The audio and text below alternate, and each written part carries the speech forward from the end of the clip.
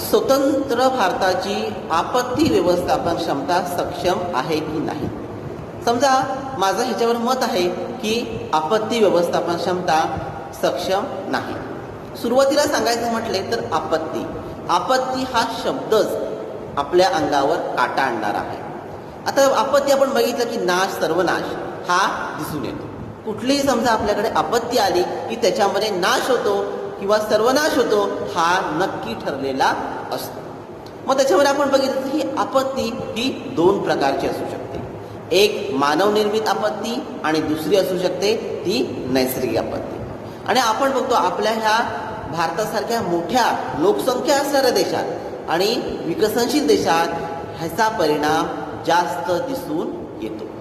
आता याच्यामध्ये आपण बघितलं की नैसर्गिक आपत्तीचं समजा उदाहरणं सांगायची म्हटली तर त्याच्यामध्ये आपण समोर सांगू शकतो की भूकंप, पूर, सुनामी हे सगळी उदाहरणं ही आपण त्याच्यामध्ये सांगू शकतो. की आता समजा सांगायचे म्हटले तर गुजरातमध्ये झालेला भूकंप हे त्याचं एक तत्सम उदाहरण आहे की ज्यामध्ये आपण बघितलं की त्या ठिकाणी मृत्यूचे तांडव चालू होते.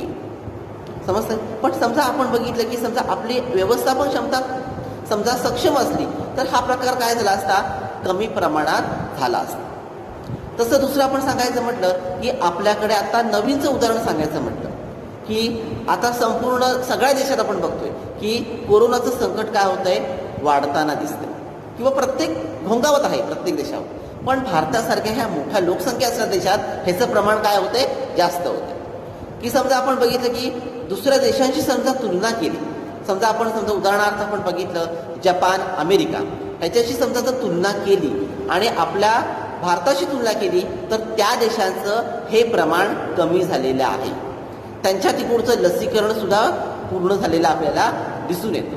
आणि आता आपण आपल्या देशामध्ये सुद्धा जर पाहायला गेलं तर अजूनही काय होतंय, लसीकरणाला सुरुवात देखील झाली नाही. म्हणजे हे काय होतंय की आपल्याकडे नियंत्रण क्षमता तेवढी आहे का, तर नाही.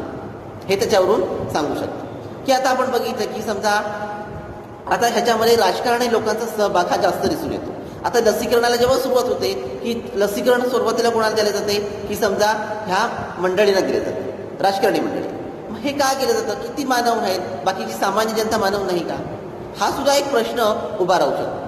अधिकारी समजा आपण बघितले की समजा लसीकरण ज्या ठिकाणी चालू राहते त्या ठिकाणी समजा ज्याची ओळख आहे त्यांना लसीकरण अगोदर दिले जाते आणि जी बाकीची लोक रांगेत उभी आहेत त्यांना अजूनही दिलं जातं. म्हणजे हे काय होतंय, ही अधिकार क्षमता कुठे आहे, नियंत्रण क्षमता सक्षम आहे का, तर माझं मत आहे नाही. दुसरं सांगायचं म्हटलं की आपल्याकडे आता सुरू आलेला महापूर हे त्याचं एक उदाहरण, तसं उदाहरण सांगता येईल की समजा ह्या महापुरामध्ये इतकं लोकांचं नुकसान झालं. काही लोकांचं आपण बघितलं की बिकट अवस्था आपल्याला पाहायला मिळते की त्यांचे घरच्या घरं वाहून गेले. मग त्या ठिकाणी मदतीची फक्त काय केली जाते, घोषणा केली जाते. प्रत्यक्ष मदत त्या पूरग्रस्तापर्यंत पोहोचलेली दिसून येत नाही. मग ह्याला काय आपण सांगू शकतो की नियंत्रण क्षमता आपली काय आहे, सक्षम नाही. आपण बघितलं ह्या सुरुवातीच्या ह्या काळामध्ये फक्त काय केलं जातं, मंत्री लोक येतात, फक्त काय केलं जातं, पाहणी केली जाते आणि फक्त काय केली जाते, घोषणा प्रसिद्ध केली जाते. फक्त प्रसिद्धीसाठी सगळं ठरवून केलं जातं.